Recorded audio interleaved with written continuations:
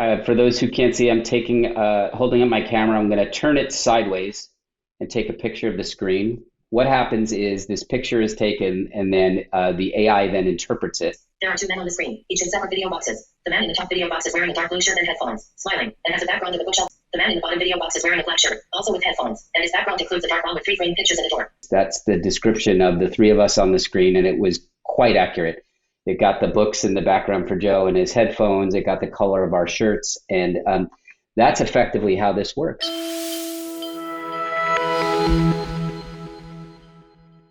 Welcome to episode 1 of Accessibility and Gen AI, a podcast that interviews the newsmakers and thought leaders in the world of accessibility and artificial intelligence. I'm Joe Devon.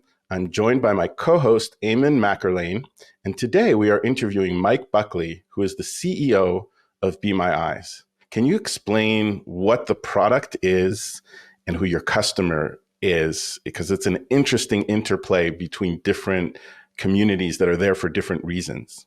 Yeah, thanks, Joe. There's some complexity there, right? Be My Eyes was launched as a free app in 2015 by a Danish furniture craftsman who was losing his eyesight, who was like pissed off about having to call his family and friends all the time to, for assistance. And so he launched an app into the world, and the basic function of the app when it started was someone who's blind or low vision, through one touch of a button, can make a call to a sighted volunteer, and there's a one-way video and a two-way audio. So the person who's blind or low vision can hold up their phone and their camera to say, where's the tomato soup? Is this my green sweater? Am I at airport gate C9? And then the volunteer can confirm that information or give the information that the user needs. And so it's this beautiful merger, right, of technology and human kindness to solve a need. And you fast forward to today, there are 630,000 blind or low vision using the app. There are 7.3 million volunteers, which I think is the largest volunteer army in the history of the world. And we do over 1 million calls a year, over a 90% success rate. And it's beautiful. Works in 150 countries and 180 languages. And we're growing literally in more than 150 countries right now. And so that was how the app was born. Last year, we offered for free, again, to the consumer, an AI visual interpretation model that we built on top of OpenAI's GPT-4. We were their first partner on the visual interpretation model. And how that works is it just lets the person who's blind or low vision take a photo of anything and get a visual description or an explanation. Like they can take a picture of a menu and get a full reading out of the menu. You can take a picture of an Excel file and ask how to do a formula, and it will tell you how to do the formula. And so it's this beautiful, incredible piece of power that is now in people's hands. And we are currently doing more than 1.3 million AI sessions every month on our app. And so we've seen the growth curves just go through the roof. And so those are the two main products that we offer to the blind or low vision consumer. But how do we pay the bills?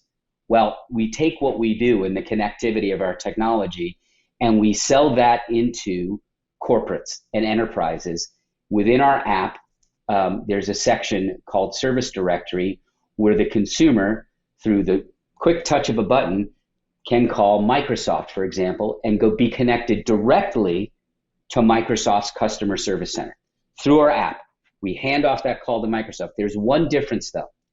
We enable the Microsoft customer service agent to have a pop-up window on their screen that shows the video of what the consumer's problem is.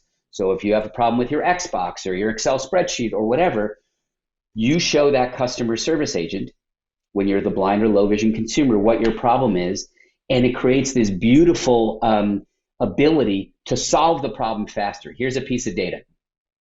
A blind or low vision consumer who calls into Microsoft's customer service center on audio only, those calls take 20 minutes. When we add in that video component through Be My Eyes, so when the call comes through Be My Eyes, the length of those calls goes down to between 10 and 11 minutes. Now think about that. The consumer's problem gets solved in half the time. The company is spending less money, right, solving the problem in terms of the hours it takes to solve the problem. and the consumer satisfaction and the customer service agent satisfaction go up higher. So it's literally this incredible product where there's win, win, win, win for us on revenue, win for the company on costs and customer satisfaction, and win for the consumer.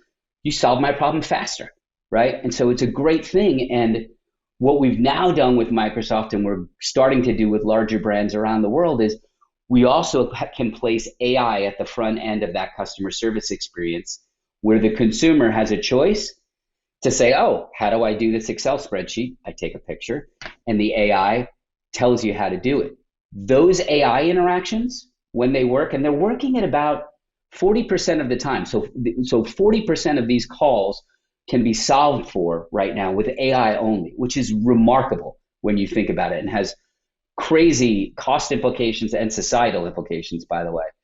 But we're solving those problems on AI, those calls, in 4 minutes. So 20 minutes for the audio call, 10, 11 minutes for the video call, 4 minutes for the AI call. You look at this and say, wow, there's a real business here, right? Because of that win-win-win dynamic. And I know that was a long-winded answer to your question, Joe, but that's the complexity of what we do. Is we really are trying to service the blind or low vision consumer first as our North Star, but we're paying the bills by using the technology that we've built to serve that consumer and feeding that technology product to the enterprise to allow them to better serve the consumer in that environment. And so if you work at a company and you want to improve your customer service and you're not our customer yet, call me. Call us. Microsoft, Google, Spotify, LinkedIn, Barilla Pasta, P&G, Lego. These are some of our customers, and we're growing them rapidly, but we always want to do more. One of your videos I watched as it relates to one of your consumers utilizing your new AI feature to go shopping for clothes, to show what's on the menu, to walk into the gym, like the impact that can have from an end user perspective. It's remarkable. It really is remarkable. And that proves that AI, if utilized the right way, can be extremely beneficial for many, many people. But going back to the start, how did that connection kick off with OpenAI? I cold called OpenAI last January, and somehow got through. I don't know if there was a connection, but I got through, and they not only took the call, but we started talking really quickly about things that we might be able to do together. And they basically said, can you keep a secret? We're going to launch this. Do you want to be our partner? And literally become their first partner, testing out the visual interpretation. And the call happened in January. We agreed in February, and we had built a working prototype 4 weeks after that. So it was a little bit of luck and a tiny bit of intuition. And that's how it happened. That's incredible. And the funny thing people may not know, the way that you and I met was I was sitting there at CSUN. I've been on top of all this AI stuff for some time, and I'm watching these keynotes. Nobody's talking about AI. And I'm just thinking 1 year later, this entire conference is going to be about AI. And then Christian, who co-founded Be My Eyes, DMs me just as I'm reading the OpenAI announcement, and there's Be My Eyes there. And he says, I've just replaced myself as CEO. I've brought on Mike, who's going to take us to the next level. You want to come out and meet us? And I did, just as that announcement was going out, managed to get a little conversation with you. And then all of a sudden, you were swarmed by media. Can you share what it was like to work with OpenAI and what that day itself was like for you? That day was remarkable because I don't know about you guys, but I don't know that it's like being first in a race, right? I'm sure I was never first in a race, like in grammar school or high school and those types of things. And so very, very honestly and openly, and that's not really the point, but there was pride there, right? It just felt cool to kind of win the first phase. And then when we started demoing it with people there, Joe, and members of the community, and seeing their reactions, that was emotional and almost overwhelming. At times, there was a point towards the end of the afternoon where I just went back up to my hotel room for a little quiet and just to reflect for a little while. And because I was feeling really emotional about the whole thing, which was awesome, I literally have chills as you say that, because I was one of the people that got that demo, and I thought, oh, the entire world is different now. This is like screen reader sort of, but even better. It was overwhelming at certain points, and then, but quickly, and I think we've had this conversation a little bit before. You quickly downshift into like, oh my God, it's awesome. This is exciting. And yes, the phrases that people used, Eamon, I think your point was, people are talking about greater levels of independence, right? And I'm really careful about the language I use, and I don't want to be hyperbolic, right? But those are the phrases people use with us, right? But you very, very quickly shift into, okay, yeah, but there are problems. It needs to be faster. It needs to be this. It's making mistakes here. And you think about, not only that you want it to be better, but you think kind of a little bit about the moral responsibility that you now have, right? To continue making sure this thing is not only excellent and getting, correct answers, being correct more, hallucinating less, but also, how do you get this in the hands of more people, right? It's really great for people at a conference in Southern California, to use technology. You know what? There are several million people in India who aren't going to be able to attend that conference. How do we get this in their hands? How do we raise that awareness? And by the way, how do you make it, easy enough, intuitive enough to use for anybody globally? So that's kind of the arc of my thinking, Joe. It's like, I'm not proud of it to admit this, but I did feel pride in the beginning, like, hey, we're winning. And then I felt kind of emotional and a little overwhelmed. And then I kind of shifted into, damn it, there's a ton of things that are broken that we have to make better, So anyway. And on that note, how do you address that? Like, how do you gain and solicit that constant feedback from the end user and continue to iterate and improve? As much as you can share from Be My Eyes, what's that process look like? For sure. Yeah. Well, we ultimately, by the end of it, before we released it widely, openly, we ended up having 19,000 beta testers. And I've said this a few times now, and nobody's told me it's not true. It has to be the largest beta test group of blind and low vision ever, right? Like 19,000 is an absurdly high number, right? The fundamental answer, though, to your question is you must build with and not for. Right. And so having those 19,000 people was fundamentally changed our approach to the product, the UI, the UX, what we were feeding back OpenAI to tell them where the model was broken. Right. Like blind people don't know this. Blind people fundamentally shaped the model that OpenAI now gives everybody in the world.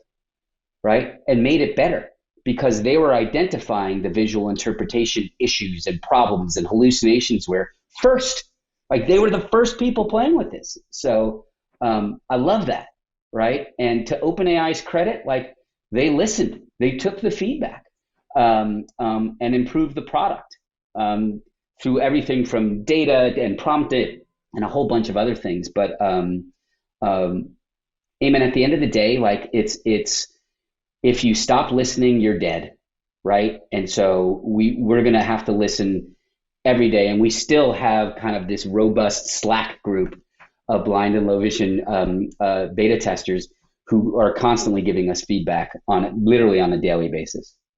And it's one of my biggest lessons learned years ago in a previous role, doing UAT and doing user acceptance testing, for different features and functionality globally. Unless you get people with different disabilities involved, you're never going to do it properly. You're just not at any level. But where do you see that going? I think one of the biggest concerns with AI is ensuring that we bring people with disabilities along and engage with them as early as possible. And that is across the board, independent of what feature functionality is. What would you share in regards to best practices around that, be it for any software company, to ensure that execution is optimal for all users? It's a great question. And look, you've done this work too. So I want to hear your answer to the question. But I think you just alluded to it, didn't you? It's like, just bring a few people into the process. Doesn't have to be 1,000, right? Like literally, if like even if it's a month before your launch or 2 months before your launch, if you bring in, differently abled people, right, to use this beautiful thing that you've built, you know what? You're going to find out that you want to make some tweaks. And more often than not, those tweaks are not phenomenally hard, right? They're just, minor variations in code or minor variations in UI or UX, right? And so it's, you said it, it's building with and rather than for. And there are a whole host of software companies that do this, that tell you about where the problems with accessibility in your code are going to be. But doing it in a human way too, where you actually physically bring in a few people or through a remote group, they're going to tell you their opinion. They're going to make your product better. It's in your self-interest to do this, right? Yep. I also think the earlier the better, the more frequent the better, the earlier the better. Accessible design truly does benefit everyone. As we all know, we all use accessibility features on a daily basis. It's a simple thing to do, and once you start doing it, you reap the rewards right away. I think it's a common thing. So they say a picture speaks 1,000 words, a video, 100,000 words. How about you just demo for us for a moment what this is like, what the process is like, or how the product works? All right. For those who can't see, I'm holding up my camera. I'm going to turn it sideways and take a picture of the screen. What happens is this picture is taken, and then the AI then interprets it. And I'm going to put on my voiceover real quick so you can hear. Voiceover on. So I've taken a picture of Joe, Eamon, and myself. Computer screen with a video conferencing interface. There are two men on the screen, each in separate video boxes. The man in the top video box is wearing a dark blue shirt and headphones, smiling, and has a background of a bookshelf filled with books. The man in the bottom video box is wearing a black shirt, also with headphones, and his background includes a dark wall with free-frame pictures and a door. The image is rotated 90 degrees to the left. There is a black space on the left side of the image, which seems to be part of the computer screen not being used. So for those of you who are blind or low vision that are listening to this, that's the description of the three of us on the screen, and it was quite accurate. It got the books in the background for Joe and his headphones. It got the color of our shirts, and that's effectively how this works. But it's remarkably powerful and remarkably descript, right? The robustness of the descriptions is really beneficial. I had a lot of fun last week going to an art gallery and taking pictures of the art and getting these phenomenal descriptions. It was just really cool. It's really cool. Where do you see it going? I know it's a very general, scary question, but as much as you can share again on your roadmap, what do you see going forward? Wearables and live interpretation of video. Is that direct enough? Yeah. I mean, that's where it has to go, right? Like the second that the consumer doesn't have to fumble around with their hand. Sorry. The second the consumer doesn't have to fumble around with their hands. If I'm wearing glasses, a pin, a pendant, whatever, right? If I can get my interpretation of my surroundings in the world and the information that I want, again, almost certainly through a voice command on that type of device, while being able to use my hands in the office, at my computer, right? Holding my child, whatever the thing is, that's just going to be a better experience. So for sure, that's where it's going. And you're seeing a little bit of this now. I guess it was ARX is doing something with Microsoft, and we may have some things to announce at some point. But so wearables for sure, and then the next phase, and this is really a function of model capability, GPU, and battery power, is live interpretation of video and your surroundings, right? So this taking a picture functionality is wonderful, and it gives robust answers. But like, what if I'm at, a baseball game, a football game, or what if I'm, watching a movie or whatever? That's coming, and I think it's coming faster than we all realize.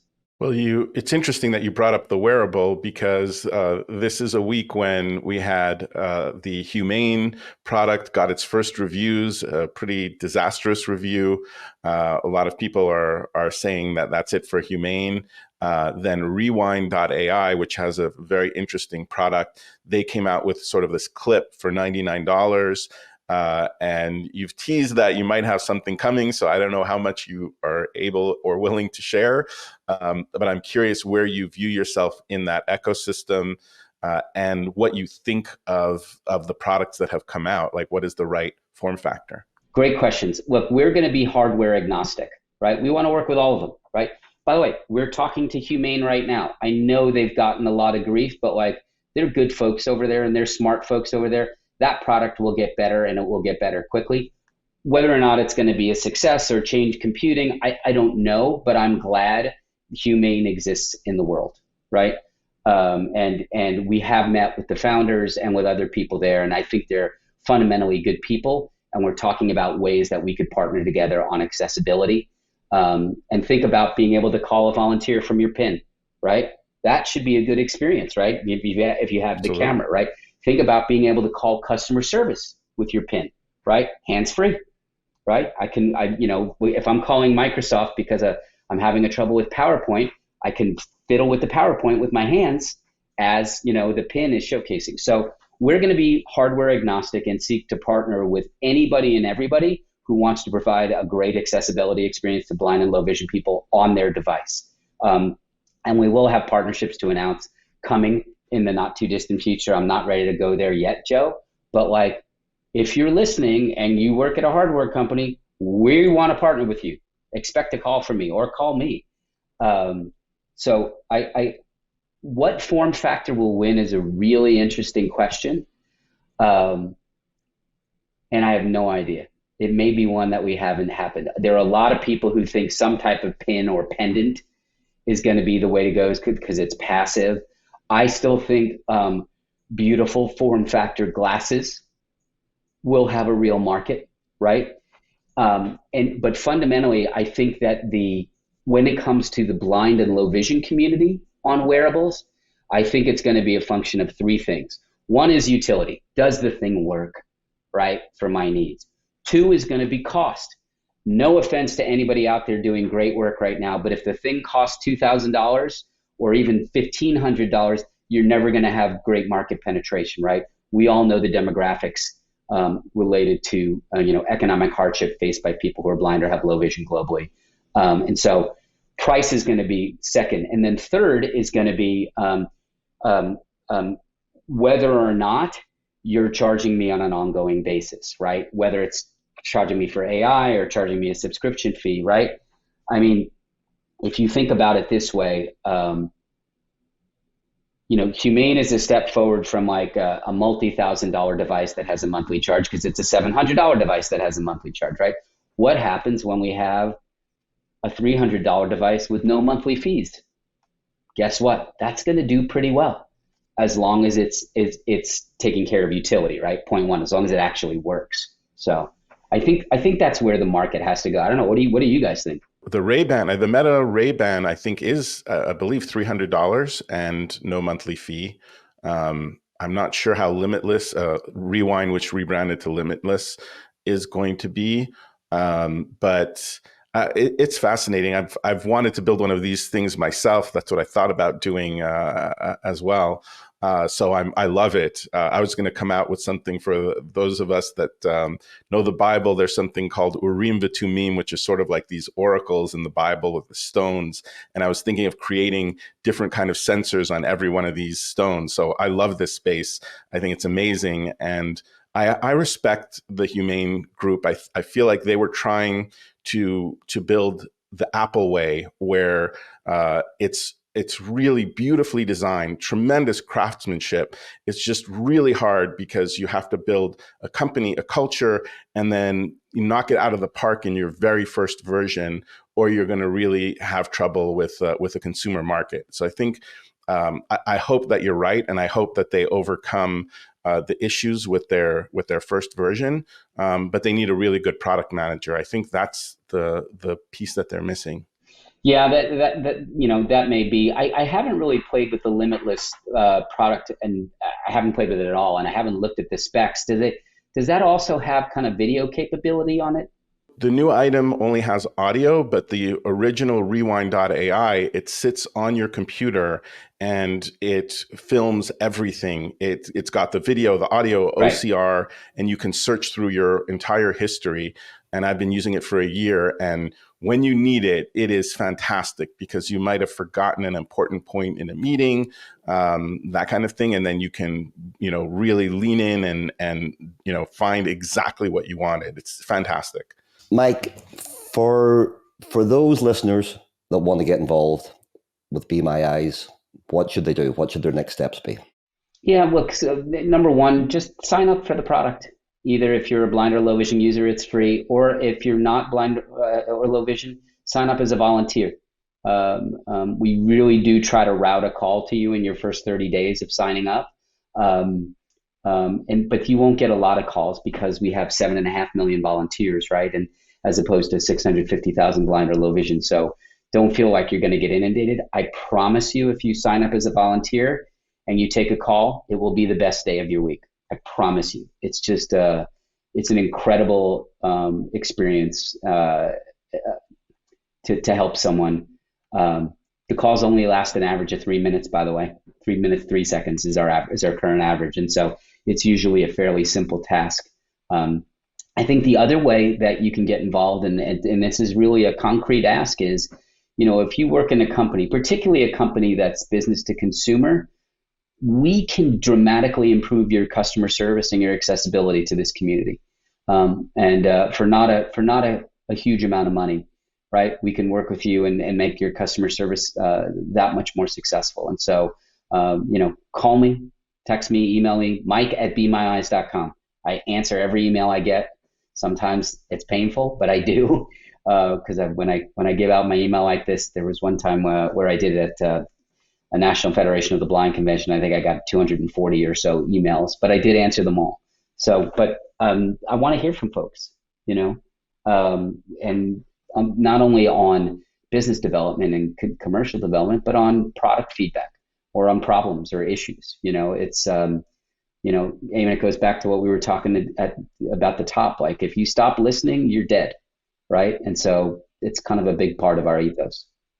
I have to say, I've been fortunate enough to be working with individuals with disabilities now for about 12, 13 years.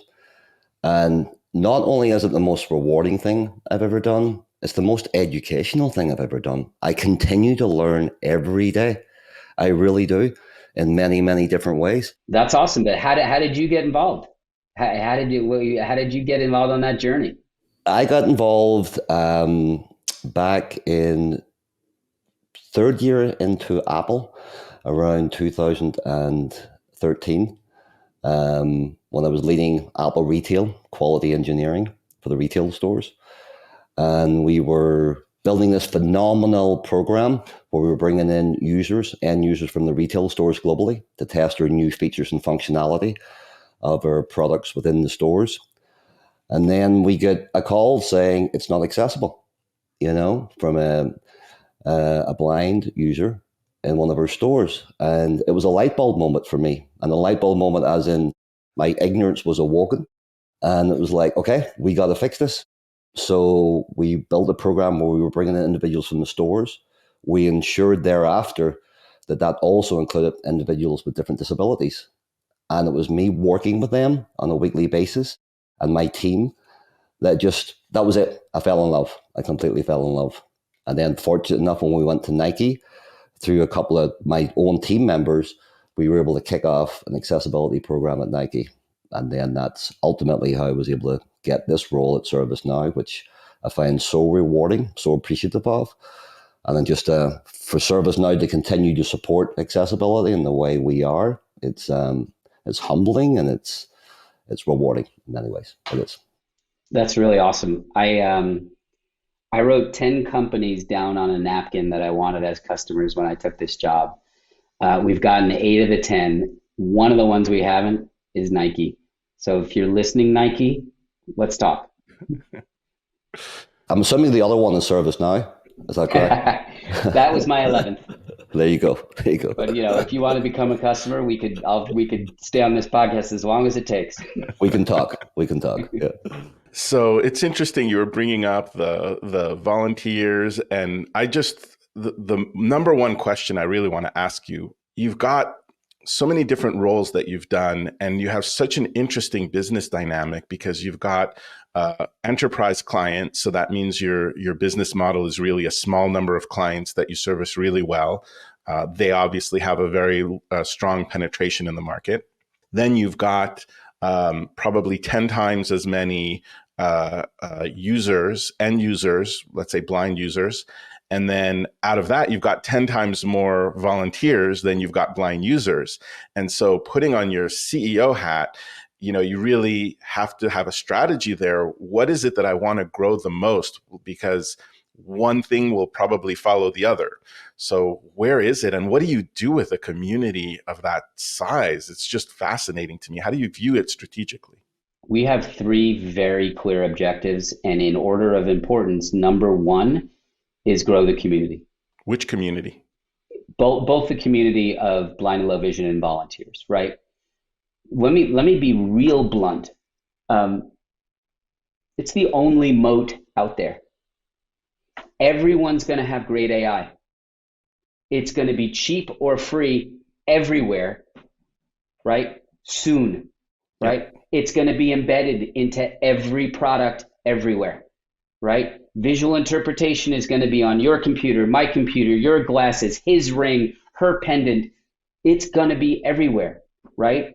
And so if you think about any SaaS business or any business anyway, think about, associates in a law firm whose primary job is to pour through documents and find specific words.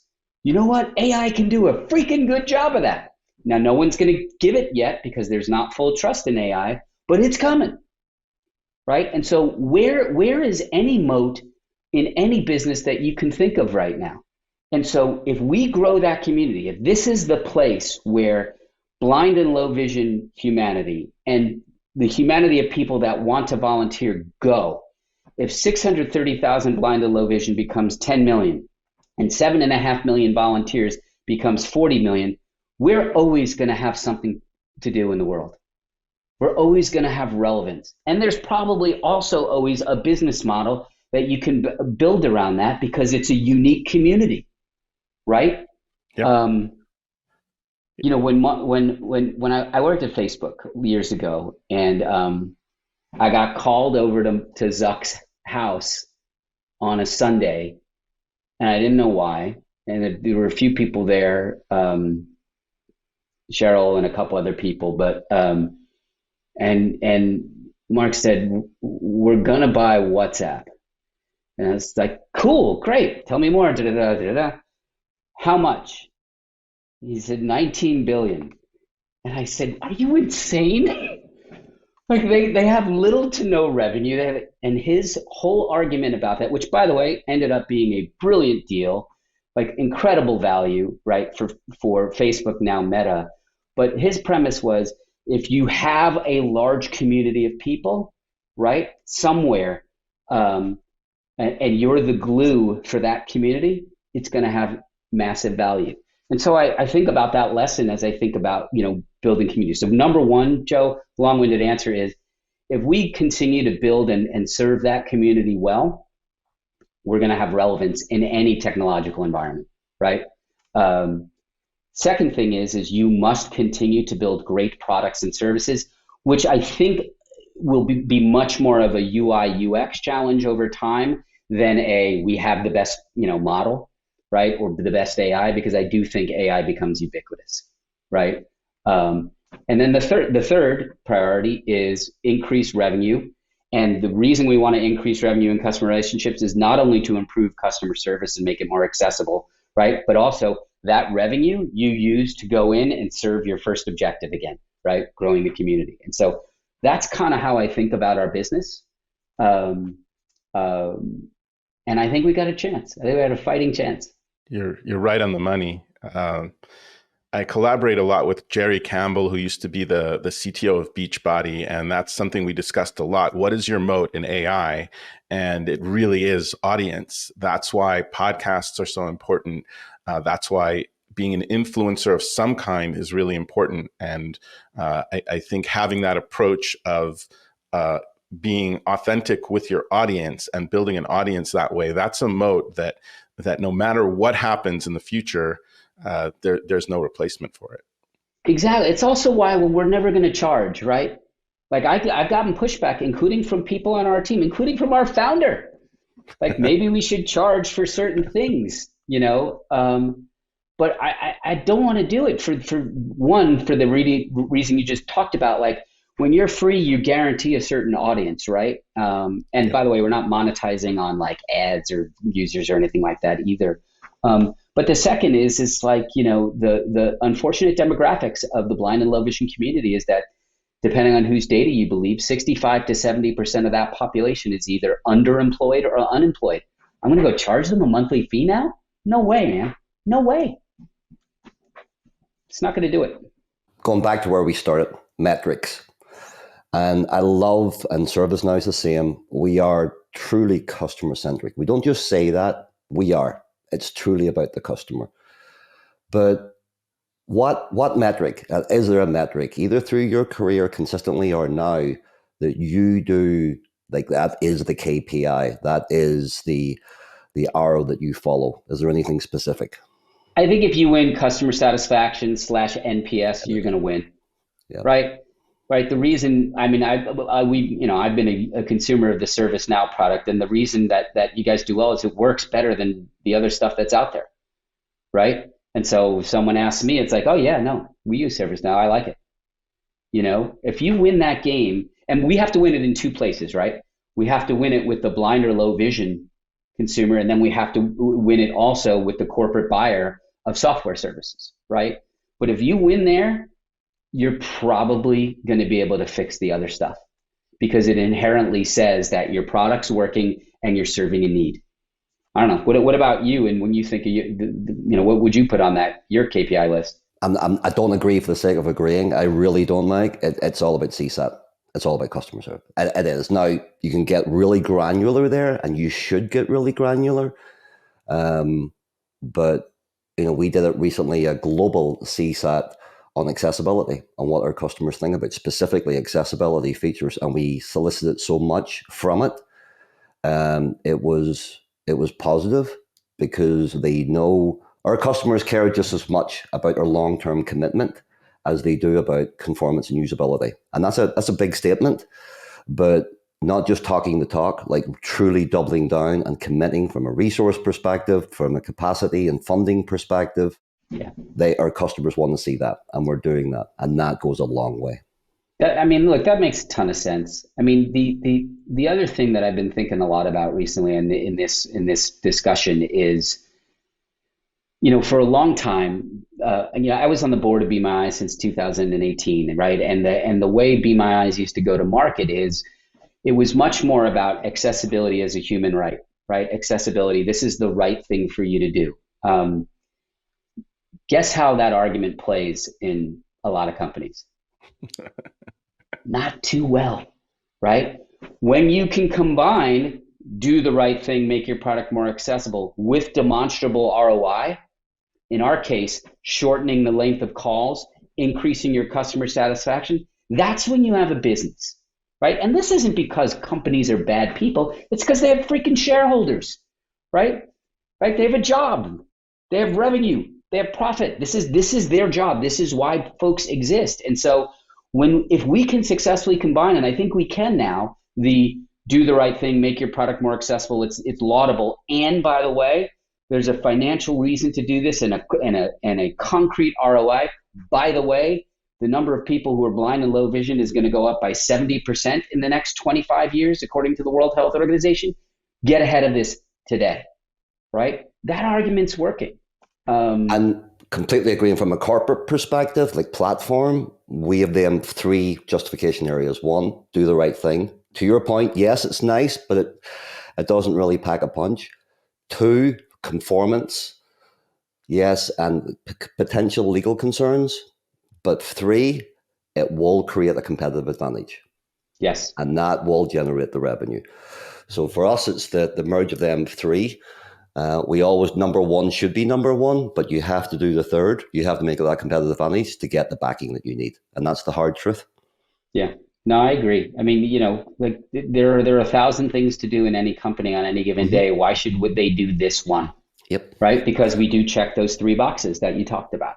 And we're already seeing the rewards for that and the benefits from that through RFPs, and many of our customers, especially in the EMEA, is say, are you accessible? What accessibility levels are you? And we can compete and continue to lead. It's interesting, yeah. Like the regulatory landscape always lags a little bit, right? But it's starting to push more and more companies. And as you said, EMEA is a big deal now because of the new regulations there that folks are trying to get ahead of. But yeah, it's interesting. You're also involved with a company called Synthesia, and they create virtual media. So can you explain exactly what it does and how it's going to impact the entertainment industry? Think about it as text to video.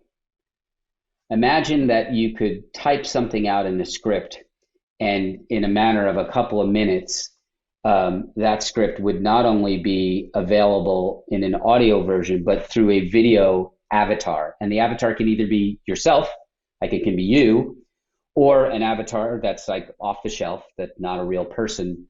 And in that 2 minutes, that video and your speech can be translated into 65 languages. So think about, you are the HR director of ServiceNow. You have employees in 78 countries, right? You have customers in more countries than that. You want to get a message out to them from your CEO or whomever, right? Seamlessly, thoughtfully. You can type it in, and we've already, Eamon has sat in front of his camera for 3 minutes, so we have his avatar. We can go out and he can say anything he wants in all those languages to all those customers or all those employees in the world. That's effectively the Synthesia product.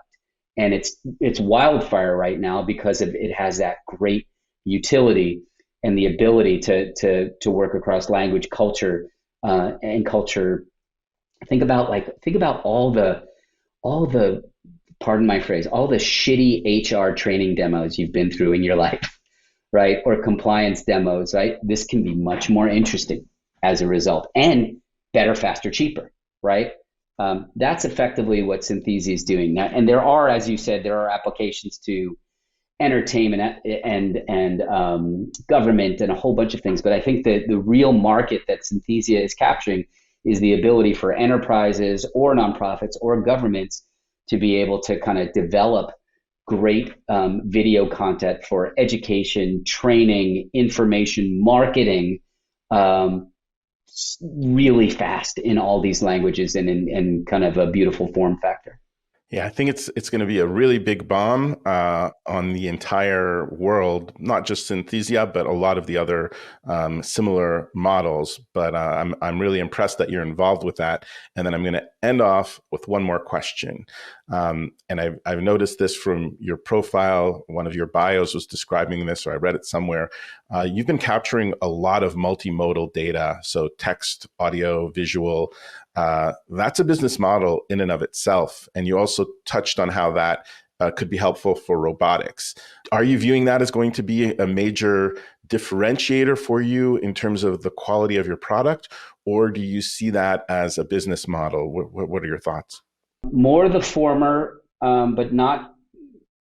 I'm not writing off the latter. And let me explain. What Joe's talking about is, we have unique data sets from all, these videos that have happened over time, and obviously the AI imagery. And there's this insane arms race right now in the world for unique data sets. We've been offered millions of dollars for our data, very bluntly.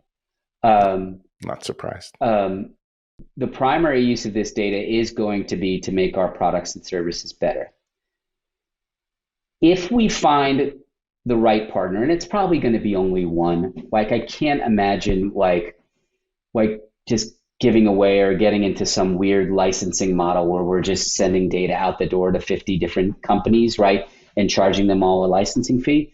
But if there's one or a small group of companies that we trust who we can help make their models or their accessibility services better, we could partner on the data front in that phase. But like the bluntness of your question, Joe, is like, are you going to be in the business of like, data?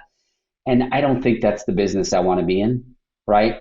But if there are, 2-3 partners that we trust that are going to use this to make the accessibility of their offerings and the accessible impact of technology on the world, better, cheaper, faster, yeah, we'd consider it. If there's truly a scalable benefit for it, then there's a possibility. Yeah, I think that's and who are you working with, right? Do you trust this person to, or this entity to do the right thing, right? If we threw up, a website that said, go use this data, it's got great accessibility use cases, and we charge you by the pound, right, or by the number or whatever, like I don't know where the hell that's going, right? And I don't feel comfortable with that. Very interesting for reasons that maybe we can share in a future podcast, but we should talk about this offline as well. So really fascinating to hear this. I loved this conversation. I really appreciate you joining us, and I could speak to you for hours. I'm sure, Eamon, you feel the same way. So hopefully we can have you on again in the future. So thank you. Well, thank you. I appreciate what you're doing, and Eamon, your personal history, and Joe, I know, what I know about you. It's I appreciate the work that you're both doing in the world very much. So thank you. Keep it going. Really appreciate it. We will speak again. Looking forward to the next chat. But thanks for your time today. We really do. Get ready for the sales pitch, Eamon. Absolutely. Bring it on. All right. Take care.